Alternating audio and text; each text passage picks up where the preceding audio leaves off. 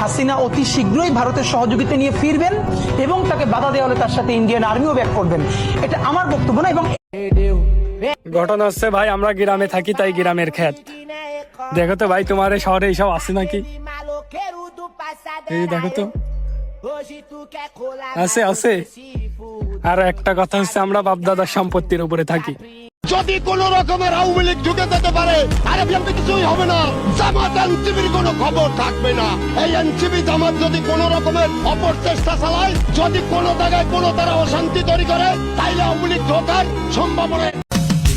আজকে দেখতে চাই বাংলাদেশের 64 জেলা আওয়ামী লীগ গুলাকে, যাদের ভিতর নাই কোনো ভয়, যারা দলের পাশে। আওয়ামী লীগ করতে করতে পাবলিক এখন আওয়ামী লীগের ভক্ত হয়ে গেছে। বঙ্গবন্ধুর মতো নেতা আর এই বাংলা। আজকে যারা তালি